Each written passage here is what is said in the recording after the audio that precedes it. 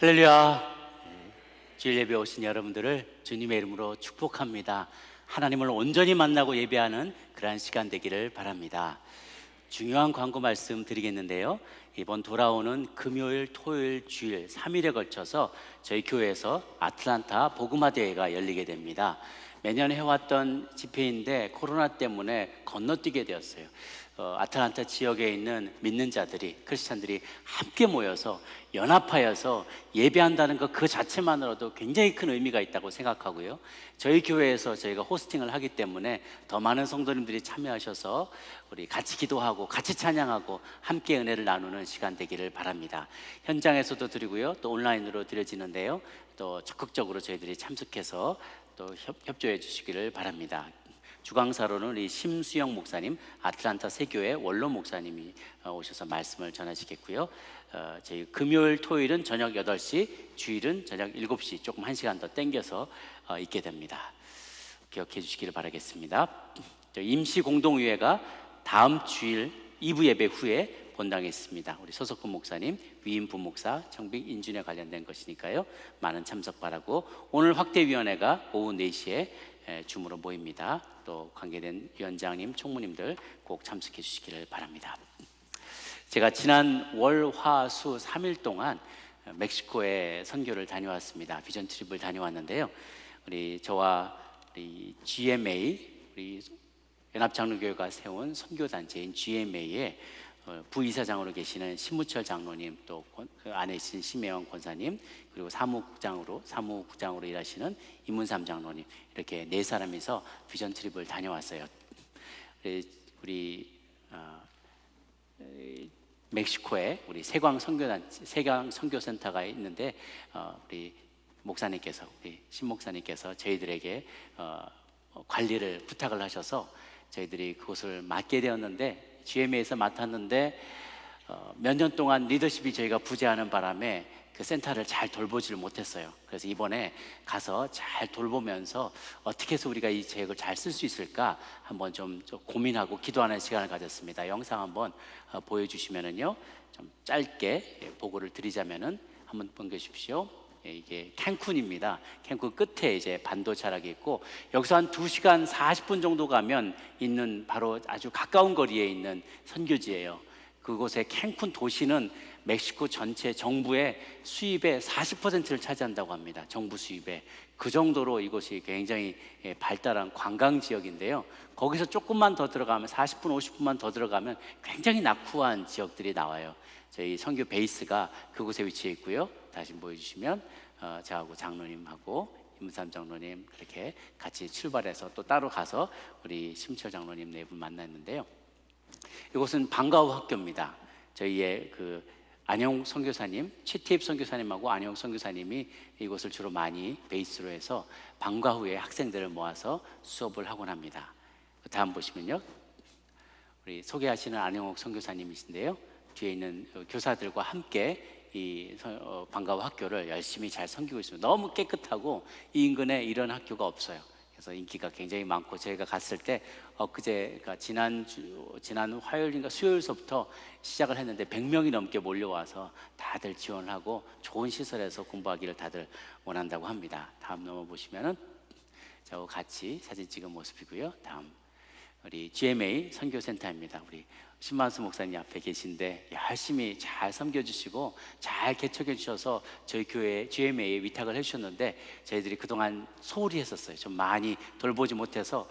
다음에 사진 보이시면 막 풀도 많이 자라고 그렇습니다. 들어가는 입구가 너무 멋있어요. 자, 안에 들어가면 한 20에이커 정도 되는 것 같아요. 굉장히 넓은 것 중에 한 7, 8에이커만 지금 개척돼 있고, 나머지는 나무들이 빽빽한 밀림 지역 같은 거예요. 거기 다 자르고 그걸 건물을 잘 세우고 싶은데 이게 꿈만 많이 꾸고 왔습니다. 가서 기도하면서요.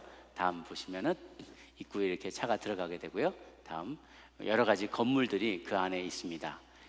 보면은 여기 기도실들이 중간에 있는데요, 저희 성도님들 보니까 성도님이 하나하나 도네이션한 그 이름, 그 플레이트가 그 앞에 다 있더라고요. 누가 도네이션 해주셔서 이렇게 만드셨다고. 저희 성도님들이 또 많이 헌금해 주셔서 이렇게 파이어핏도 있고요, 그다음 보면 뭐 연못도 있고, 여기 물고기도 많이 살고, 저 뒤에 다 기도실입니다. 다음 보시면 그 현지의 유일한 장로교회인데 저희 연합교회에서 설립했다고 제가 이야기를 안내를 받았습니다. 다음에 보시면 거기 이렇게 명패도 붙어 있어서 연합장로교회가 후원해 주셔서 이렇게 세우게 됐다라고 되어 있습니다. 다음 보시면 그 지역에 또 그 지역사회는 아주 작은 교회인데 성도님 딱 2명이래요. 딱 2명을 위해서 이 예배당을 지은 거예요. 그리고 2주에 한 번 캔쿤에서 목사님들이 오셔서 예배를 인도해 주신다고 합니다. 이렇게 다음 보시면 같이 이렇게 사진 찍었고요. 다음에 거기에서 이렇게 출석하시는 가족 또 패밀리들이 거기서 같이 사진을 찍었습니다. 다음 보시면 인근에 집회 장소도 좋은 게 많더라고요. 예전에 정희수 목사님께서 이 지역에서 집회도 하시고 여기서 이렇게 집회를 해서 많은 분들이 말씀을 들었다라는 얘기를 들었습니다.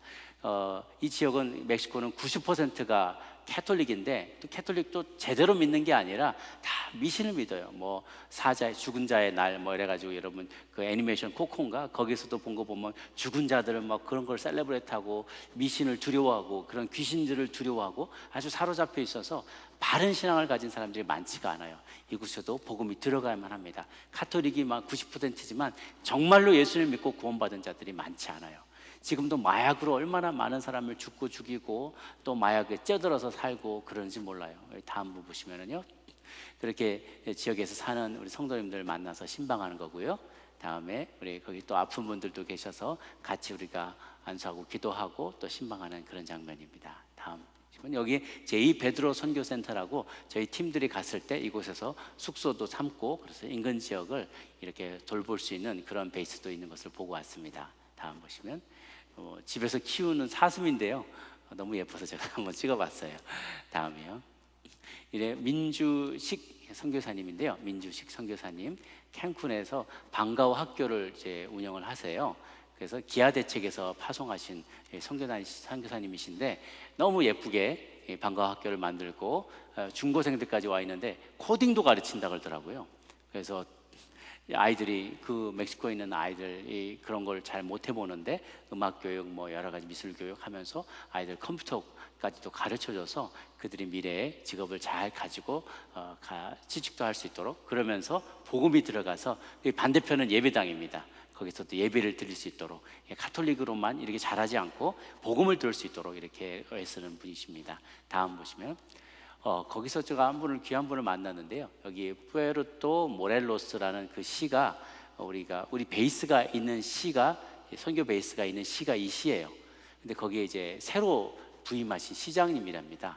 10월 1일로 부임하셨대요. 이제 한 주도 안 됐었을 때인데 이분 나이가 30살이에요. 그 남편이 원래 출마를 했었는데 그 상대편 출마했던 정치인이 마약 딜러들하고 드러그 딜러들하고 검은 돈을 받는 사람들이었답니다. 그런데 그 마약 조직에서 남편을 암살해 버렸어요. 선거가 있기 바로 며칠 전에 남편이 돌아가셨대요. 그래서 어쩔 수 없이 그 사람들의 힘을 모아서 출마를 했는데 본인이 당선이 됐다는 거예요. 저희가 가르치는 그 유치원의 학부모 중에 한 사람이었대요. 그래서 이야기를 나누다 보니까 이분은 할아버님이 목사님이셨대요. 교회를 4개를 개척하신 목사님이셨다 그러고 자기도 신앙에 아주 추천한 신앙을 가진 사람이라 그래서 협조를 많이 부탁해서 저희 교회가 베이스도 갖고 있고 여러 가지로 도울 수 있는 것들이 있을 거라고 생각해서 좀 도와달라고 그래서 저희를 만나달라고 약속을 하셔가지고 제가 찾아가서 뵙고 또 같이 이렇게 시장실에서 기도해드렸어요. 믿는 자로서 이 척박한 땅에서 가톨릭이 이렇게 그렇게 전체를 차지하고 있는데 이분은 검은 돈을 안 받겠다는 거예요. 마약 돈 안 받겠다는 거죠. 그러기에 정치하기가 쉽지가 않거든요. 나이도 이제 30이고 혼자 이제 과부고 아이 키우고 이렇게 어렵잖아요. 그런데 이 믿음 가지고 열심히 하겠다는 걸 보고 제가 도와드리겠다, 축복한다, 제가 기도하겠다고 그렇게 말씀드리고 격려하고 이렇게 돌아오게 되었습니다. 우리 GMA 통해서도 또 저희 교회가 GMA와 함께 연합하여서 멕시코가 굉장히 가깝잖아요. 이 지역을 제가 열심히 선교해서 선교의 허브로 삼았으면 좋겠어요. 이 센터를 통해서 많은 선교사님들이 언어도 익히고 스페니쉬도 익히고 문화도 익히면서 여기서 잘 적응이 되면 거기서 중미와 남미로 다 퍼져가서 선교를 할 수 있도록 우리 선교사님뿐만 아니라 타 교단과 타 교회의 선교사님들도 이곳에 많이 모셔서 프로그램을 우리가 운영을 하고 또 많이 나갈 수 있게 하도록 또 아우리치도 많이 와서 그 지역을 다 퍼져나가서 도울 수 있도록 의료 선교도 많이 나갈 수 있도록 하는 좋은 이 모판이 될 수 있기를 바랍니다. 그래서 거기서 기도하면서 꿈을 꿨어요. 여기다 뭐 만들고 저기다 뭐 만들고. 그런데 돈이 많이 들어가겠더라고요. 몸으로 때워야겠다 그 생각도 하면서 제가 많이 기도하고 왔습니다. 이제 코로나가 끝나기를 위해서 제가 끝나기 전에 준비를 하려고 그래요. 그래서 먼저 갔던 거고요. 자식 준비를 해서 지금까지 참 최태입 선교사님, 안영옥 선교사님이 너무 수고하면서 이 센터를 잘 지켜주셨어요. 너무 고생을 하셨는데 이제 또 나이도 많으시고 심장병, 심장 수술도 최태입 선교사님 2번이나 받으셨거든요. 그래서 예전 같지 않으셔서 참 많이 힘드신데 아무쪼록 좀 젊은 후배 선교사님들이 자원하신 분들이 나오셔서 이곳에서 잘 인수인계를 받으시고 우리 멕시코 GMA 선교센터가 잘 앞으로도 좋은 선교의 허브로 쓰임 받을 수 있게 되도록 여러분 많이 기도해 주시기를 바랍니다. 네, 제가 말씀은 이제 다 드렸고요. 선교복을 마치고 오늘 말씀 나누도록 하겠습니다. 오늘 초대교회의 문제와 부름받은 조건에 대해서 오늘 사도행전 6장 말씀으로 함께 나눕니다. 제가 지난주에도 말씀을 이제 5장 끝까지 저희가 말씀을 보았는데 참 너무 감사한 게 하나님이 사도행전의 말씀을 쓰실 때 뭐 성경의 이야기가 다 그렇습니다만 말씀을 쓰실 때 좋은 면만 쓰지 않는 게 너무나 감사해요. 우리에게 위로가 돼요. 그 말씀을 읽을 때마다 초대교회가 그렇게 가장 이상적인 교회였음에도 불구하고 저렇게 빵꾸가 났구나, 곳곳에 빵꾸가 나고 곳곳에 부족함이 있구나, 그것을 공과 과를 가감없이 다 적어놨더라고요. 그걸 보면서 참 은혜가 돼요. 이미 이 6장까지 오기 전에 3명이 탈락됐잖아요. 3명이 죽었어요. 한 사람은 자살을 했고요, 가룟유다는 자살했고 2사람은 심판을 받아서 죽게 되었어요. 아나니아와 삽비라가 5장에 우리가 죽는 장면을 목격을 했죠. 이 사단은 이 교회가 세워지고 난 뒤에도 계속해서 어떻게든지 교회를 무력화하려고 아주 계략을 꾸밉니다. 첫 번째 계략은 박해였어요. 박해. 사도들 잡아다 가두고, 안진뱅이 이렇게 세웠다고 잡아 가두고, 예수님이 부활했다고 말했다고 잡아 가두고, 매를 때리고 고문을 하고 그렇게 했다는 거예요. 근데 제일 하수가 박해하는 거더라고요. 교회는 박해하면 박해할수록 살아나요. 더 신기한 거예요. 중국이 그렇게 박해를 했는데요, 교회가 그 사이에 더 많이 살아났거든요. 근데 교회를 인정하기 시작하면 타락하기 시작해요. 참 희한하죠. 참 우리는 어디 가서 박해해달라고 빌면서 다녀야 될 것 같아요. 제발 우리를 박해해달라고. 그러면 교회는 정신을 똑바로 차립니다. 말씀에 굳게 서 있습니다. 너무 뻔한 이 전략이 가장 효과가 적었어요. 그래서 그 다음에 했던 전략이 거짓의 영, 위선의 영을 교회 안에 집어넣는 거죠. 거짓의 영, 위선의 영이 침투하게 됐을 때 몇몇의 희생양이 생겨난 거예요. 2사람이 죽었죠. 그런데 희한하게 이 일을 겪게 되면서 교회는 정화되기 시작합니다. 깨끗해지기 시작해요. 교회가 정결해지기 시작하는 것이죠. 그러자 다음으로 사단이 적용하는 전략은 뭐냐면 분열의 영을 집어넣는 거예요. 불평과 불만과 분열의 영을 집어넣는 것이죠. 교회가 성장하게 되면, 양적으로 성장하게 될 때 어쩔 수 없이 생겨나는 문제들이 있었어요. 모임이 커지게 되면 어디나 한 사람 한 사람에 대한 섬세한 돌봄이 좀 약해질 수가 있죠. 꼭 그러라는 법은 없는데 아무래도 급격하게 팽창하다 보면 조직이 완비되지 않은 상태에서 급격하게 팽창하다 보니까 예전에는 한 사람, 2사람 살뜰하게 돌봤는데 그러지 못하게 되는 거예요. 저희 교회도 한참 팽창을 할 때 그랬다는 얘기를 들었습니다.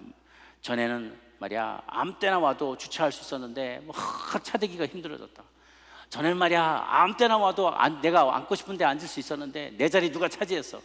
전에는 그냥 가면 밥 먹을 수 있는데 밥줄이 너무 길어졌어. 화장실 줄도 길어. 그래서 불평불만이 막 이제 생겨나게 되는 거죠. 사단의 3번째 전략은 분열시키는 거예요. 그리고 그 안에 불평과 혼란과 그리고 산만함, distraction, 산만해지게 만드는 일들이 이 3번째 사단의 전략이에요. 교회는요 부흥할수록 사단의 공격을 받습니다. 오늘 본문의 말씀을 보니까 특히 여성 사역에서 문제가 생겼어요. 저희 여성 사역은 너무 잘하는데 초대교회 여성 사역은 문제가 거기서 생겨났어요. 뭐냐니까 1절에 보면 그때 제자가 더 많아졌는데 헬라파 유대인들이 자기의 가부들이 매일의 구제에 빠짐으로 히브리파 사람을 원망하니라. 그래서 헬라파 히브리파가 나옵니다. 이게 뭔가 하면 유대인들 가운데 히브리 유대인들이 있었어요. 히브리인이 유대인이잖아요. 근데 히브리파 유대인, 그러니까 정통 히브리, 예루살렘과 이전을 여기를 떠나지 않고 여기서 히브리어로 성경도 읽고 히브리어로 모든 그 전통을 다 지키는 정통파 유대인이 있었고, 디아스포라 유대인들, 그러니까 바벨론 포로로 끌려가서 바벨론에서 막 눌러 살다가 해방이 됐지만 돌아오지 않고 그대로 남아 있었던 수많은 이 해외파 유대인들이 있었다는 거예요. 우리로 치면 KM과 EM 사이쯤 될 것 같아요. 국제파, 해외파 1.5세, 2세들이 있는 반면에 우리는 정통 한국인이야, 토종 한국인이야라는 것처럼 토종 히브리인이야, 이 문화를 지키는 사람도 있었어요. 그러니까 두 파로 이제 나누다 보니까 헬라파 유대인들은 아무래도 좀 이렇게 이 세상 헬라 사상에 영향을 받은 사람들이 많아요. 약간 국제화됐고 세계화됐는데, 좋게 말하면 세계화된 거고, 나쁘게 말하면 이 서양 문물에 혹은 이방 문화에 이제 익숙해진 사람들이에요. 반면에 히브리파 유대 기독교인들은 예루살렘 중심으로 신앙생활하고 히브리어와 방언인 아람어를 사용하고 히브리어 구약을 늘 읽는 본토 사람이기 때문에 신앙에 철저한 거죠. 그러다 보니까 은근히 히브리파 유대인들이 헬레파 유대인들을 좀 무시하기 시작한 거예요. 아니, 우리는 정통을 지킨 거고 너희들은, 우리도 막 그런 얘기 하잖아요. 뭐 바나나니 뭐 이런 말들을 하잖아요. 그렇게 하면서 너희들은 뭐 겉으로는 멋지지만 너희들 속사람은 다 변한 거 아니야, 이러면서 살짝 무시하기 시작하는 그런 긴장관계가 생겨나게 된 거죠. 그러다 보니까 당시에 과부들은, 이 당시에는 다 유대인들입니다. 아직 이방인은 등장하지 않았어요. 교회 안에는 다 유대인들 뿐이 없었습니다. 나중에 에디오피아 넷이나 혹은 고넬료나 이런 사람, 이방인들이 하나씩 둘씩 복음을 받아들이기 전까지는, 지금까지는 다 예루살렘에 있는 유대인들 기독교였는데 헬라파냐 히브리파냐 유대인 기독교가 갈라졌다는 거죠. 그 중에 헬라파 유대인 기독교 중에 과부들이 대접을 잘 못 받는 거예요. 그때는 다 어렵고 힘드니까 바나바 같은 사람이 자기의 물질을 헌금했을 때 그거를 팔아다가 그걸로 매일매일 구제를 했던 거예요. 그런데 헬라파 유대인 기독교 과부가 잘 도움을 못 받고 구제를 못 받는다는 이야기들이 생겨나게 된 거죠. 그래서 사단이 그 사이로 삐집고 들어간 거예요. 사람들 사이에 불평과 불만의 씨앗이 퍼져나가게 합니다. 내부를 분열시키는 작전을 사단이 써요. 또 성도들에게도 그들이 애초에 교회로 모인 목적과 사명을 잊어버리게 만들고, 누가 적이고 누가 아군인지 피아를 식별하지 못하게 만들어요. 순식간에, 순간적으로 혼란스러워서 누구하고 싸우고 우리는 무엇을 지켜야 되는지를, 이게 적과 아군이 헷갈리기 시작하는 거예요. 그러니까 자중질환이 일어나는 거죠. 그 안에서 싸우게 되는 거예요. 사단은 바깥에서 막 하면서 좋아하는 거죠. 아, 계획대로 되는구나. 뿐만 아니라, 그래서 우리는 이 교회에서 인정받고 살아나야만 구원받고 부족한 자는 다 도태되는, 지옥에 가게 되는 그런 시스템이 아니라는 거예요. 요즘 뭐 오징어 게임이라고 굉장히 유명했다는데요, 그런 서바이벌 게임이 아니에요. 여기 잘하고 교회에서 인정받는 사람만 천국 가고 그러지 못한 사람은, 도태된 사람은 지옥에 가는, 그런 게 아니라는 거예요. 우리는 구원받은 하나님의 백성들이고 우리가 다 아군이에요. 적군은 사단이 적이에요. 그런데 우리끼리 싸워서는 절대로 안 된다는 거죠. 또 우리 그 사단의 전략, 분열하게 하는 전략에 내적으로 분열하게 만드는 것도 있어요. 그 뭐냐, 산만하게 만드는 거죠. 집중하지 못하게 하는 거예요. 우리의 태스크가 있는데, 각자에게 미션이 있는데 주어진 사명에 집중하지 못하고 다른 일에 자꾸만 생각이 분산되게 만드는 거예요. 다시 말하면 베스트의 퍼포먼스를 할 수가 있는데 다른 일을 하면서 그저 그러한 것에 만족해서 살아가게끔 교회 지도자도 그렇게 바꿔버리고 성도들도 그렇게 바꿔버리고 자꾸 물타기 하는 거예요. 물타기. 그래서 교회가 효과적으로 펑션하고 교회가 보냄받은 세워진 그 사명을 잘 감당하지 못하고 그저 존재하는 것으로만 만족하는 그러한 리더, 그러한 평신도, 그러한 교회로 만들어버리게 되게. 사단의 전략, 물타기 전략, 사단의 전략, 분열시키는 전략, 산만케 하는 전략, 이런 것들이에요. 내부를, 내 정신을 산만하게 만들고 우리가 적과 아군을 혼란스럽게 만들고, 그래서 그리고 또 불평과 불만하면서 사람과 사람 간을 이간질시키고, 이게 나누고 분열하는 것, 이게 다 사단의 전략이에요. 하나님은 더하기 곱하기 하세요. 숫자를 더 늘어나게 하시고, 멀티플라이에 곱하기로 하시고, 물질도 더 늘어나게 하시고, 우리가 나눌수록 더 많이 늘어나게 하세요. 사단은 뭐냐? 자꾸 빼먹기, 알 빼먹기 하고 자꾸 디바이드, 나누는 거예요. 더하기 곱하기를 하시길 바랍니다. 빼고 나누지 마시길 바랍니다. 빼고 나누는 건 사단의 전략입니다. 더하고 곱하는 건 하나님의 전략입니다. 그래서 우리는 더하고 곱하는 쪽에 서야 돼요. 사단이 자꾸 나누려고 할 때, 산만하게 할 때, 이것이 참 우리 교회 리더십들의 딜레마예요. 복음의 순도를 희석시키게 만들고 말씀의 임팩트가 사라지게 만드는 것이죠. 우리가 그럴 때 이런 것을 분별할 필요가 있습니다. 리더는 섬기는 리더야. 그렇죠. 우리는 섬기도록 부름받았어요. 섬김의 태도를 가지고, 종의 태도를 가지고 섬기도록 우리가 부름받았습니다. 예수님이 제자들의 발을 씻기면서 섬김의 본을 보이셨죠. 그런데 말이죠, 여러분 생각해 보세요. 오늘 예수님이 제자들의 발을 닦아줬어요. 네, 이제 다음 날 됐는데 제자들하고 예수님하고 다 열심히 막 사역하고 돌아와서 다 지쳤어요. 그런데 제자들이 발을 떡하니 내리면서 예수님 예수님 당신 원래 하시는 일이잖아요. 발 좀 닦아주세요. 어제 발가락 때가 좀 남았던데 좀 제대로 좀 닦아줘 보세요. 제자들이 12명이 다 발려놓고 있으면 어떻게 되겠어요? 그렇죠? 본래 제자들의 발을 닦는 게 예수님의 사명은 아니었거든요. 제자들 발 닦아주려고 예수님이 오신 건 아니거든요. 그렇지만 내가 주와 스승이 되어서 너희들의 발을 닦아줬으니 너희도 나가서 그렇게 하라라는 섬김의 태도와 본을 보여주신 거죠. 그러니까 교회의 어떠한 직분의 어떠한 리더의 자리에 맡겨진 사람은 섬기는 태도를 가지면서 본인이 본래 집중해야 될 일들을 집중하도록 하나님은 부름받았다는 거예요. 여기에서 우선순위를 분별하는 지혜가 필요하다는 것이죠. 사단은 자꾸만 불평으로 사람들 사이에 마음을 분열시키고 피아를 식별하지 못하게 만들고 내 사명을 잊어버리게 만든다는 거예요. 제가 작은 교회를 섬길 때 한 3년을 섬기면서요, 비슷한 경험을 했던 적이 있어요. 아침에 제일 일찍 제가 쳤던 문 열고 들어가서 제일 마지막에 닫고 나오거든요. 새벽에 청 나가면 불 켜고 이제 찬양 CD 틀어놓고 새벽 예배 준비해요.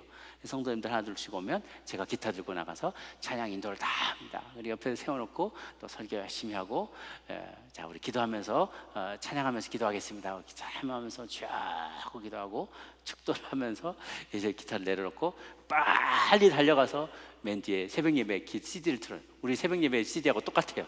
제가 몇 년째 그렇게 찬양을 드는지 모르겠어요. 그 CD 틀어놓고 조명 가서 탁 내려놓습니다. 그 일을 해요. 그 일을 1년 내내 하는 거예요. 1년 내내. 주일날 되면, 그래서 어떨 때는 가만 카운트 해보니까 제가 일주일에 설교를 11번을 했더라고요. 새벽 예배마다 6번을 설교를 하고 수요 저녁 예배, 여성 예배, 동역장 모임, 제자학교, 영어 예배까지 11번 설교를 해요.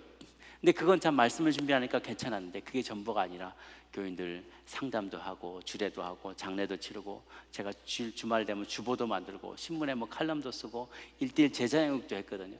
제가 1대1로 한 사람을 가르쳤어요. 때때로는 누가 이렇게 전화를 와요. 공항에서 전화를 하세요. 한국에서 온 누군데 저 좀 도와주시겠어요?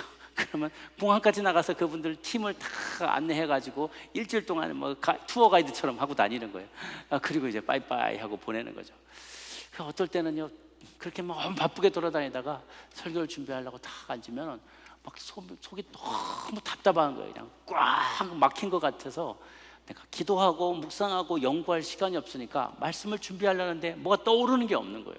그냥 바닥을 팍팍 긁는 것 같고 쥐어짜는 것 같고, 그래서 어느 한순간은 그냥 다 내려놓고 싶다, 그냥 나도 어디 떠나고 싶다, 그냥 난 도망가 숨고 싶다, 이런 우울한 마음이 한순간도 확 몰려오더라고요. 그게 사단이 주는 생각이었어요. 그리고 그렇게 바쁘게 만드는 게 사단의 전략이었어요. 교회는 성장하는 것 같은데 저는 피폐해져 가는 거예요. 그래서는 안 되겠다 싶어서 부교육자를 드리고 힘들더라도 사역의 숫자를 줄이고 많은 사람들에게 나눠주기 시작하면서 사역이 즐거워지기 시작했어요. 제가 기쁘고 즐겁고 충만해야 일을 감당할 수 있더라고요. 그러니까 번아웃 되는 것은 바빠서 번아웃 되는 게 아니라 내가 충만하지 않아서, 내게 소스가 없어, 내가 뭔가를 은혜 받는 소스가 없을 때 나는 지치고 쓰러지고 힘들어지고 번아웃이 되는 것을 그때 처음 깨닫게 되었어요. 선교에서도 마찬가지입니다. 사역을 할 때도 떡이 먼저냐 말씀이 먼저냐, 말씀의 사역이 중요한데 그렇다고 떡을 나누는 사역을 안 할 수가 없잖아요. 그런데 떡 줘야 될 사람이, 이렇게 말씀을 나눠야 될 사람이 떡을 계속 나누고 있으면 말씀에 집중하지 못하는 거예요. 그래서 각자에게 주어진 하나님의 우선순위, 특별히 말씀 전하는 우선순위를 놓치면 안 된다. 사도들은 그것을 알고 있었어요. 그렇기 때문에 각자의 영역이, 그리고 영역이 다르고 맡은 사람의 은사가 다르기 때문에 각자에게 주어진 삶의 소명의 우선순위를 따라서 그 일을 잘 감당해야겠다라는 것을 사도들이 생각한 거예요. 그래서 이제 사도들이 지혜롭게 이 문제에 대해서 대처하기 시작합니다. 오늘 사도들의 지혜로운 대처 보면은 2절에 보니까 12사도가 모든 제자를 불러 이르되 우리가 하나님의 말씀을 제쳐놓고 접대를 일삼는 것이 마땅하지 아니하니라고 합니다.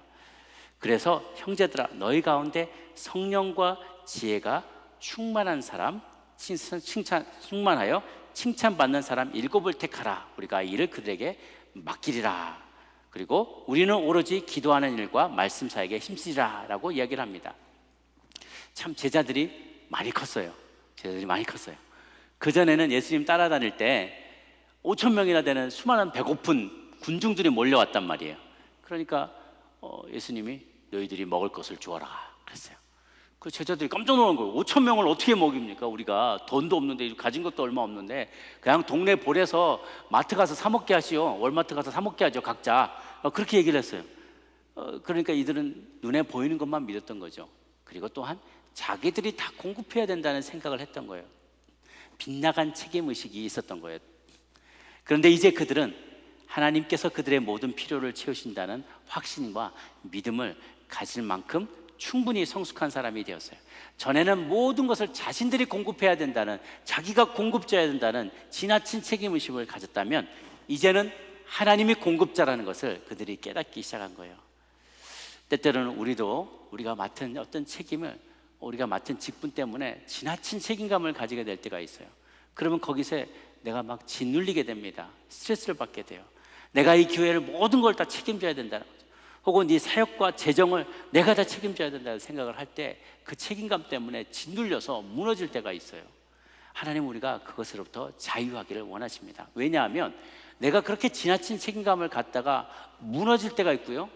그러니까 그것을 못 이루면 나는 무너져요. 근데 또 이루게 되잖아요. 그 책임을 완수하게 되잖아요. 그럼 어떤 생각이 드냐면 나니까 이만큼 했지, 이런 생각을 하게 된다는 거죠. 그 지나친 책임감은 양날의 검인 거예요. 잘 돼도 나를 좌절시키고, 안 되면 나를 좌절시키고, 잘 되면 나를 교만하게 만들어요. 그 일은 어차피 내 일이 아니야. 공급자는 내가 아니라는 거죠.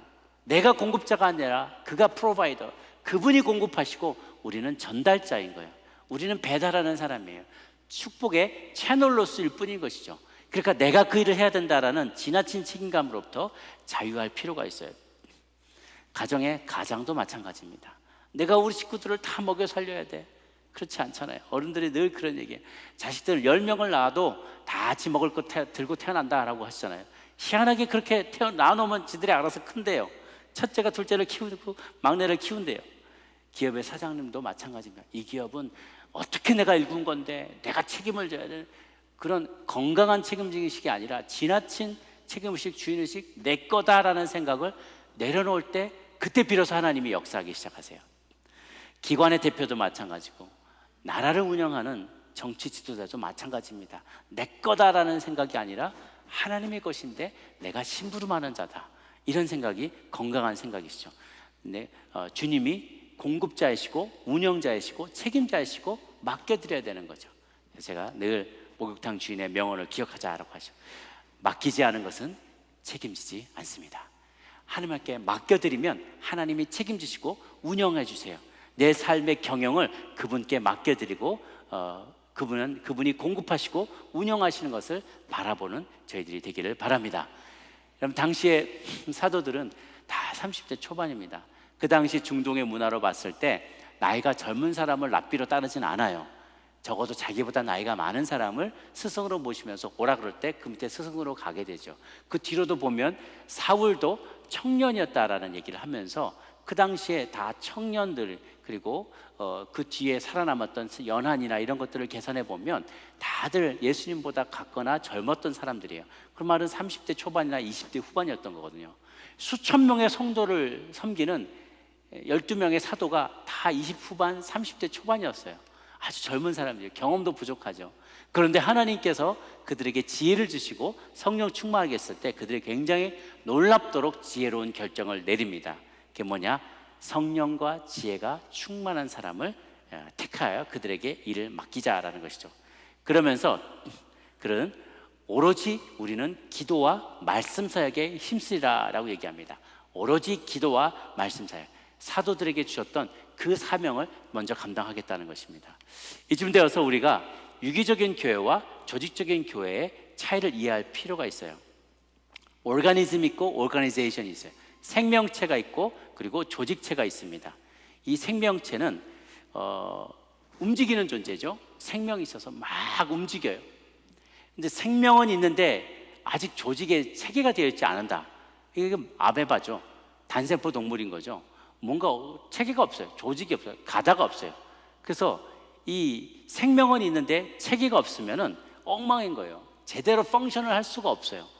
혹은 체계가 있더라도 엉성하면, 예를 들면 뭐 눈이 뒤통수가 달렸다든가, 뭐 코가 눈이 엉덩이가 달렸다든가 이러면 펑션을 할 수가 없잖아요. 기능을 제대로 할 수가 없잖아요. 사람으로서. 그와 같은 거죠. 생명은 있는데 조직이 없거나 체계가 잡혀 있지 않으면 제멋대로 가게 돼요. 기능을 제대로 하지 못하게 되죠. 우리가 보통 조직교회, 뭐 어떤 조직체계 이런 걸 얘기를 할 때 약간 좀 알러지 반응을 일으키는 때가 있어요. 하나님의 몸된 교회가 막 살아 움직이고 그래야지. 꼭 조직이 중요해? 뭐 틀이 뭐가 중요해? 그런데 우리 하나님은 가만 보면 질서의 하나님이십니다. 혼돈한 가운데에서 질서를 부여하시면서 세상을 창조하셨어요. 우리 하나님은 질서를 존중하시는 분입니다. 그래서 우리에게 생명력 있지만 유기체적인 속성과 함께 조직체적인 성격이 그 성향이 또한 동일하게 필요하다는 거예요. 반대로 너무 조직만을 강조하고 거기 하나도 생명이 없다 이러면 로봇 군대인 거죠. 로봇으로 구성된 창의력도 없고 무엇보다도 거기에 성령님이 개입할 여지를 주지 않으면 이건 죽어버린 화석과도 같은 거예요. 조직만 남아있고 껍데기만 남아있고 생기는 돌지 않는 그런 모임이 되는 것이죠. 우리에게는 두 가지가 다 필요해요.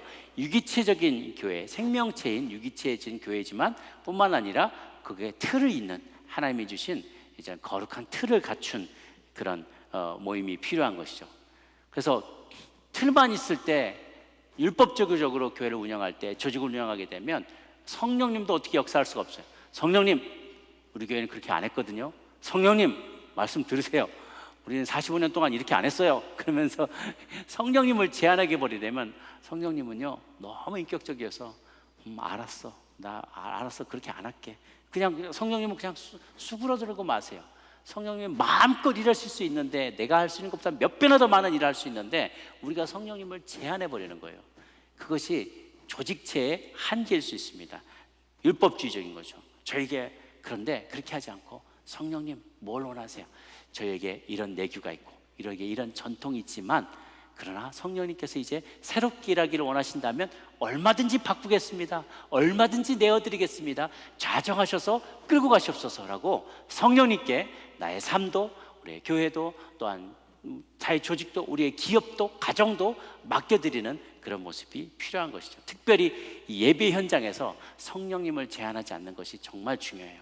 우리의 틀에 갇히지 않고 성령님이 새롭게 일하실 수 있도록 자리를 내어드리는 거죠. 사역의 현장에서도 마찬가지예요. 재정을 쓰는 것도 마찬가지고요. 우리가 어떤 재정의 예산을 다 쓰잖아요. 만들잖아요. 그런데 성령님이 그것을 초월해서 일하실 때가 있어요.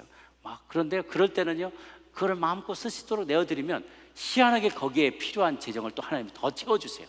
그러니까 산수로만 사역을 할 것이 아니라 믿음으로 때로는 우리가 하나님의 움직임에 순종해야 될 때가 있는 거죠. 물론 전통이 세워진 데에는 그만한 이유들이 있을 때가 많습니다. 왜냐하면 이전에 했었던 많은 실수들이 있기 때문에, 그 실수 때문에 우리가 그렇게 하지 않은 어떤 실수를 면하기 위해서 좋은 전통을 만들 것이 있어요. 그런데 시간이 흘러가고 보면은 지나간 그런 실수를 만들어냈던 그 원인이 사라져버렸는데도 여전히 어떤 전통을 고수하는 경우들이 있다는 거죠. 그런 것을 우리가 바꿔야만 해요. 제가 몇 번 예를 들었지만, 교회, 전통적인 교회가 보면 뒤에 이렇게 뾰족뾰족 이렇게 이 자석이 3개가 있어요.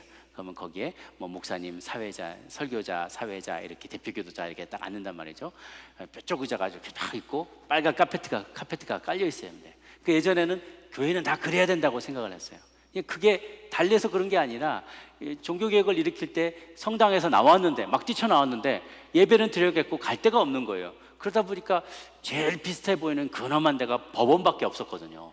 법원에서 판사들 앉는 자리에서 목사님 앉아서 예배를 드리다 보니까 그것이 전통처럼 돼버렸다는 거예요. 그건 원래 그렇기 위해서 성경적인 근거가 있는 게 아닌데, 그래서 우리가 너무 전통의 원인이 제거됐을 때는 새로운 방식으로 얼마든지 예배할 수 있고 사역할 수 있고 자유롭게 할 수 있는 거죠. 거기에 유기체적인 속성이 필요한 것이고 또한 조직체적인 속성이 다 필요한 것인데 사도들은 그것을 중요하게 여겼던 거예요. 이제 사도들이 적합한 사람을 데려오라고 할 때 두 가지 기준을 이야기합니다. 성령 충만하며 3절에 보면 너희 가운데 성령과 지혜가 충만하여 칭찬받는 사람 7을 택하라. 성령과 지혜가 충만하여 칭찬받는 사람 7. 어떻게 보면 세 가지 조건을 달았어요. 성령이 충만한 사람이란 어찌 보면 앞서 말씀드린 것처럼 유기체적인 속성에 성령님이 마음껏 운행하시고 살아 역사하시는 것을 감지하고 잘 분별할 수 있고 무엇보다도 믿음으로 점프할 수 있는 능력을 가진 사람, 이런 사람이 성령 충만한 사람이에요. 각자의 삶을, 매일의 삶을 성령님이 다스리셔요.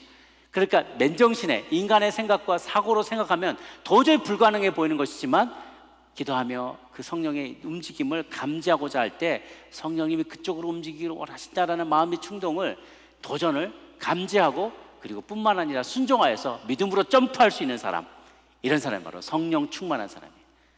뿐만 아니라 지혜 충만한 사람이란 지식만 많이 있는 것이 아니라 그 알고 있는 지식을 잘 적용할 수 있는 사람, 지혜로운 사람, 스마트한 사람이 아니라 와이즈한 사람이라는 거예요. 스마트한과 와이즈한 차이는 이거죠. 스마트는 뭔가 많이 알아서 꾀도 많고 많이 알고 있어요. 근데 지혜는 그 알고 있는 지식을 잘 적용할 수 있는 방법, 그래서 사람의 마음을 사고 마음을 움직이고 일이 되어져 가게끔 할 수 있는 거룩한 지성, 그것을 가지고 있는 사람, 또 거룩한 상식을 가지고 있는 사람, 이런 사람이 지혜로운 사람인 것이죠. 그래서 어떤 사람은 많이 알고 있는데 헛똑똑이가 많아요. 많이 알고 있는 것을 자랑하고 남들 자꾸 가르치려고 들고 지적하고 사람들의 마음을 상하게 만들어요. 그러면 그것 때문에 그게 맞는 말인지 알면서도 지적받는 사람은 내가 그거 하나 봐라 하고 도리어 문을 닫아요.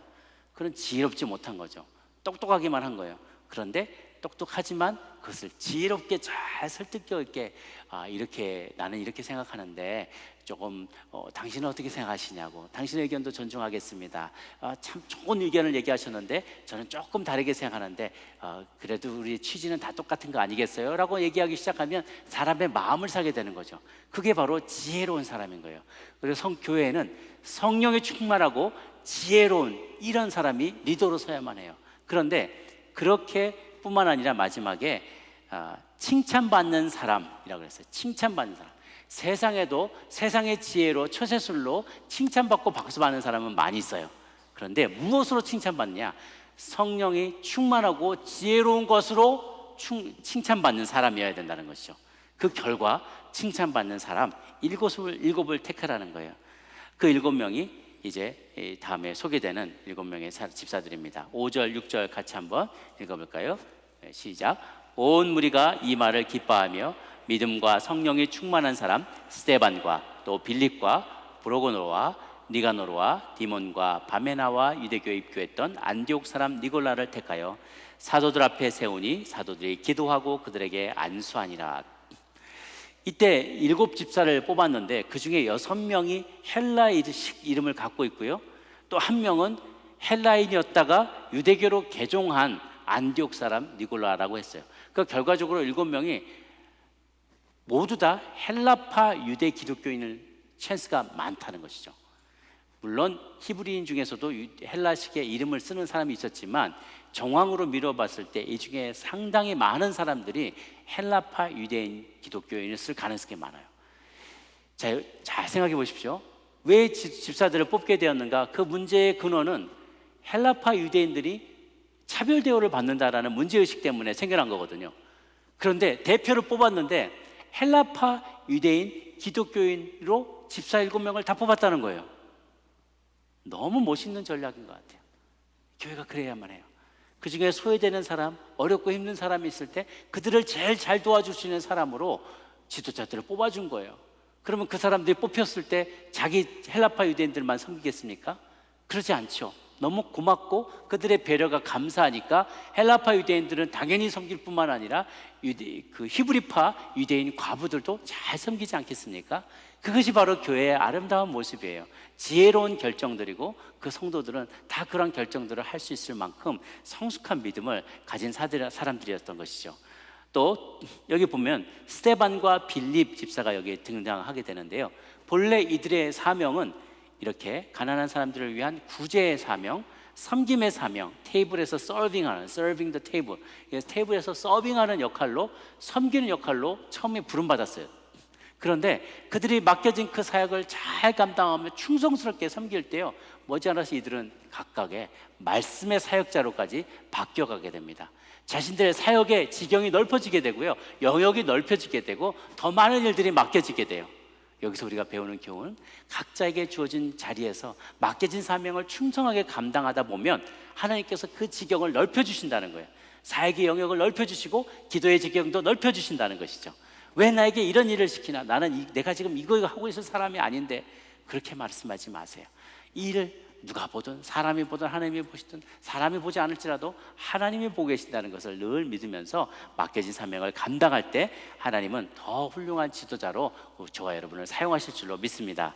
마지막으로 그들은 지혜로운 결정을 내렸을 때 교회는 왕성하게 부흥하게 됩니다. 7절 말씀을 함께 읽습니다. 시작.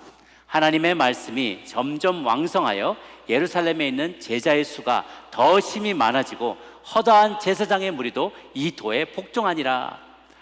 제자들이 이렇게 지혜로운 결정을 내리게 되었을 때 그 결과가 어땠는가? 허다한 무리들이 예수님을 믿기 시작하고 말씀이 점점 왕성하여져서 예루살렘에 있는 제자의 수가 점점 많아졌더라. 예루살렘과 온 유대와 사마리아와 땅까지라고 했을 때 이 첫 단계의 완료가 지금 이루어지게 돼요. 예루살렘에 예수님을 믿는 자들이 많아지고 말씀이 왕성하게 됐더라. 심지어는 제사장 무리, 제사장은 아주 골수 유대인들이잖아요. 유대교 의식을 행하고 유대 의식을 가르치는 사람들이잖아요. 근데 이 제사장 무리들이 말씀에 너무 정통하다 보니까 말씀을 따르면서도 평소에 이건 아닌데 생각하면서도 대안이 없이 누군가 메시아가 온다 그랬는데 왜 안 올까? 하나님의 말씀이 왜 이렇게 사람들에게 안 먹힐까? 땅까지 퍼진다 그랬는데 이 말씀은 이사야서 마지막 장의 말씀이 언제 이루어지게 될까? 이런 걸 고민하고 있을 차에 구약에 이제 예수님이 오시고 부활하시고 기적이 나타나고 제자들이 그 말씀을 증거하기 시작하니까 그 말씀이었구나. 구약의 그 말씀이 지금 이 제자들이 하는 그 말씀이구나. 이게 아구가 맞아 들어가는 걸 경험하는 거예요.